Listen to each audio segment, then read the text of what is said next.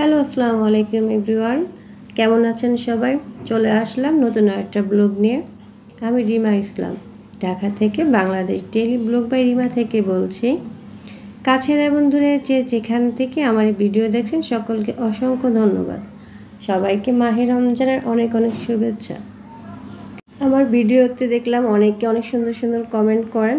সবার কমেন্ট কিন্তু আমি পড়ি, কিন্তু দেখা যায় সবার কমেন্টের সবসময় রিপ্লাই দেওয়া আসলে সম্ভব হচ্ছে না। প্রথমত রোজার মাস, তারপরে একটু বিভিন্ন কাজ একটু বিজি থাকি, তবে সবার কমেন্ট কিন্তু আমি পড়ি। কমেন্ট করার জন্য সবাইকে অসংখ্য ধন্যবাদ। এখন ফজরের আজান দিয়ে দিল, নামাজ পড়ে একটা ঘুম দিব।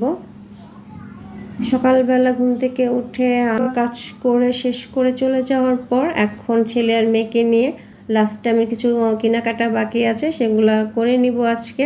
আগামীকালকে টঙ্গীতে চলে যাব, এই দোকানেই করব। তো আজকে কেনাকাটা করব, আম্মুর জন্য কিনবো আর ভাগনা বাস্তি ওদের জন্য কিছু কিনবো। আর আমার শাশুড়ি গ্রামের বাড়িতে থাকে, ওনার জন্য টাকা পাঠিয়ে দিলাম। এবার প্রত্যেকবারই শাড়ি মার্কেট করে দেই, এবার যেহেতু হাজব্যান্ড একটু অসুস্থ, হয়তো ঈদের পর নাও যেতে পারে, সেজন্য এবার টাকা পাঠিয়ে দিলাম। তো এখন ছেলে আর মেয়েকে নিয়ে মার্কেটে চলে আসলাম। আর হাজব্যান্ড আজকে সময় দিতে পারলো না, যেহেতু ঈদের টাইম, লাস্ট টাইমে ওদের একটু কাজের চাপ বেশি। ফার্স্টে ভাইয়ের ছেলে আর বোনের ছেলেদের জন্য ড্রেস দেখব, সেই জন্য এখানে আসলাম। যদি চয়েস হয় এখান থেকে বাচ্চাদের ড্রেসগুলো কেনাকাটা শেষ করব। আজকে যত তাড়াতাড়ি পারি মার্কেট করে চলে যাব বাসায় অনেকগুলো কাজ পড়ে আছে, যেহেতু 10-15 দিন টঙ্গীতে থাকা হবে, তো বাসার কিছু কাজ গুছিয়ে নিতে হবে আমাকে। প্রথমে ভাইয়ের ছেলে আর বোনের ছেলে মেয়েদের জন্য ড্রেস কিনবো। তো এখানে যদি চয়েস হয়ে যায় এক মার্কেট থেকে সব কিছু কেনাকাটা চিন্তা করতেছি। বাসায় আজকে একটু কাজ আছে, আমি যাওয়ার পর আবার বুয়া আসবে। টঙ্গী যাওয়ার আগে ওয়াশরুমগুলো ক্লিন করে নেব, রান্নাঘরটা একটু আজকে ক্লিন করাবো। তো ওনাকে বলে রাখলাম আগেই যে আমি আসলে যেন ওনাকে কল দেন, উনি চলে আসে। তো এখান থেকে কিছু জিনিস কিনলাম, এখন বের হয়ে যাব। তারপরে হাজব্যান্ডের জন্য একটা টি শার্ট নিলাম, ওকে ঈদে গিফট করব। হাজব্যান্ড তো আমাদেরকে অনেক শপিং করে দিল, তো ভাবলাম ওকে কিছু একটা গিফট করি। এমনিতে নর্মালি মাঝে মধ্যে গিফট করা হয়, বা ওর জন্মদিনে বা আমাদের ম্যারেজ ডেতে। তো এখন আম্মুর জন্য শাড়ি নিয়ে নিলাম, এক দোকানে ঢোকার পর চয়েস হয়ে গেল, এখান থেকে শাড়িটা নিয়ে নিলাম। তো এখন বের হয়ে যাব, বাচ্চাদের কেনা শেষ, আম্মুর জন্য কেনাকাটা শেষ, এখন বাসায় চলে আসলাম। আজকে খুব তাড়াতাড়ি কেনাকাটা করে ফেললাম, খুব একটা সময় লাগলো না। তো বাসায় আসার পর বুয়াকে যখন গেটে ঢুকলাম, তখনই দারোয়ানকে বললাম যেন বুয়াকে উপরে পাঠিয়ে দেয়, যেহেতু বুয়া এখানে সিঁড়ির কাজ করে, সেখানেই আছে। তো বাসায় চলে আসলাম, বাসায় এসে মার্কেটগুলো রেখে এখন গোসল করব, গোসল করে নামাজ পড়ে নিব। তারপরে দেন হয়তো বা একটু রেস্ট নিয়ে আবার ইফতার তৈরি করতে হবে। ইফতারে আজকে বা ছেলে বলতেছে ফুড কাস্টার করার জন্য, অনেকদিন যাবতই বলতেছে। তো বিভিন্ন দিন এক এক দিন এক এক জিনিস করতেছি দেখে আর করা হয়নি, তো আজকে করে দিব। তা গোসল করে নামাজ পড়ে একটু রেস্ট নিয়ে নিলাম। এখন আসরের আজান দিয়ে দিল। মাছ রান্না করব সন্ধ্যাবেলার জন্য। তা মাছটা আমি সকালবেলা ধুয়ে মশলা মেখে রেখেছিলাম, তো এখন মাছটা হাফ রান্না করে রেখে দিব। তারপরে দেন ইফতার তৈরি করব।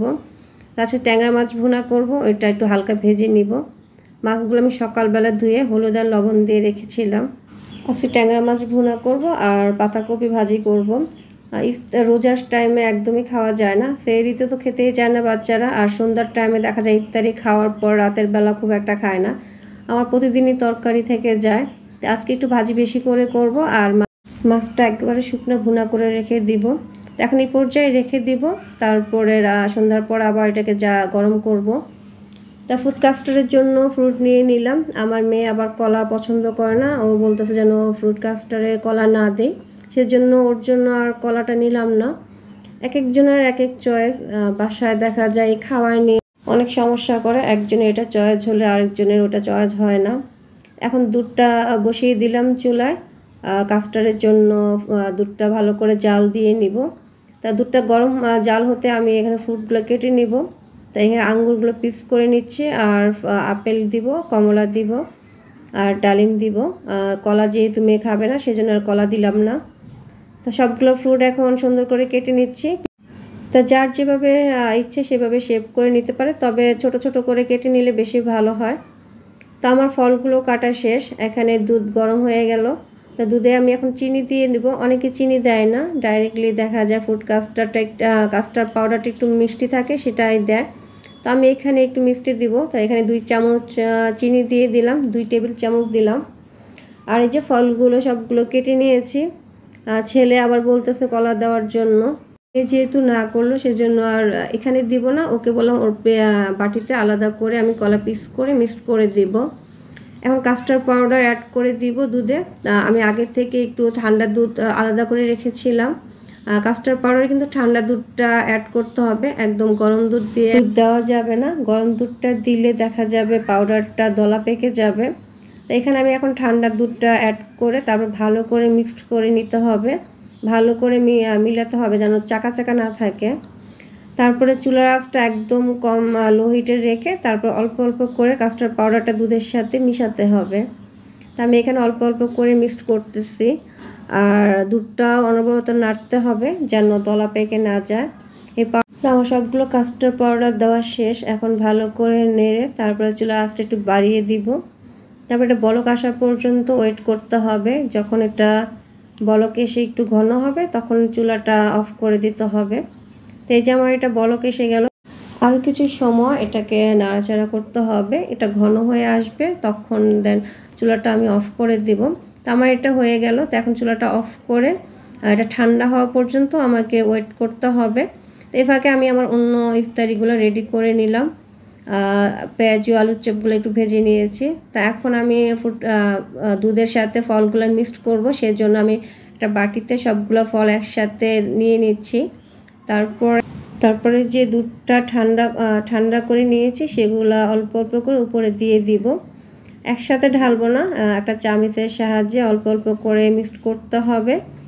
তো আমি এখানে সব কিছু এখন মিলিয়ে তারপর উপরে ডালিমটা দিয়ে দিলাম। ডালিমটা আগে দিই নাই, এখন উপরে দিয়ে দিব। তারপর ইফতারের আগ পর্যন্ত এটা আমি ফ্রিজে রেখে দিব। এটা ঠান্ডা হলে বেশি ভালো লাগে খেতে। আর এর ফাঁকে আমি আমার সব ইফতারি রেডি করে নিব। ইফতারের সময় হয়ে গেল, আমি এখন বাটিতে বেড়ে নিলাম সবার জন্য। এখন আজান দিয়ে দিবে, আমরা ইফতারটা করে নিব। ইফতার মুখে দিয়ে নামাজ পড়ে আসলাম। নামাজ পড়ে আসার পর হাজব্যান্ড সবসময় দেখা যায় মুড়িটা ওই তৈরি করে, মুড়ি মাখায় পেঁয়াজ আলুর চপ দিয়ে। আর আমি চায়ের পানিটা বসিয়ে দিলাম। আর আজকে আমার কাস্টার্ডটা দেখতে কেমন হয়েছে কমেন্ট বক্সে জানাবেন। ছেলে মেয়ের কাছে তো ভালোই লাগলো, ওরা বলল যে মজাই হয়েছে। হাজব্যান্ডকে জিজ্ঞেস করলাম, ও বলল যে ভালোই হয়েছে।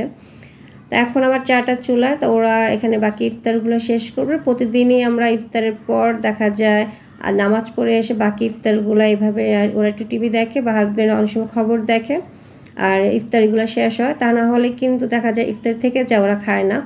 এই জন্য বলি যে ইফতারি শেষ করে তারপরে যেন ওরা পড়তে বসে। তো এখন আমি চাটা নিয়ে আসলাম, চাটা হয়ে গেল। হাজব্যান্ডকে চা দিলাম আর আমি আমার চাটা শেষ করে আর বিকালে যে হাফ রান্না করে রাখলাম সেগুলো এখন শেষ করব। আর হাজব্যান্ড ছেলে ওরা তারাবির নামাজ পড়তে চলে গেল। আমি এখন নামাজ পড়ে নিব, রান্নাটা শেষ করে নামাজ পড়ে নিব। রান্না শেষ করে নামাজ পড়ে নিলাম। আর হাজব্যান্ড আর ছেলে এখনও তারাবির নামাজ পড়ে আসেনি।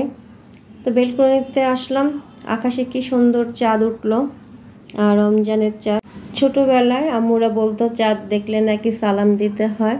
ছোটোবেলায় যখন রোজার চাঁদ আর ঈদের চাঁদ উঠতো তখন আমরা সব ভাই বোন মিলে চাঁদের যে চাঁদ দেখতাম আর সালাম দিতাম। ভালোই ছিল সেই দিনগুলো। তো আজকে এই পর্যন্তই। আগামীতে নতুন কোনো ব্লগ নিয়ে আবার আপনাদের সামনে কথা হবে। সবাই ভালো থাকবেন।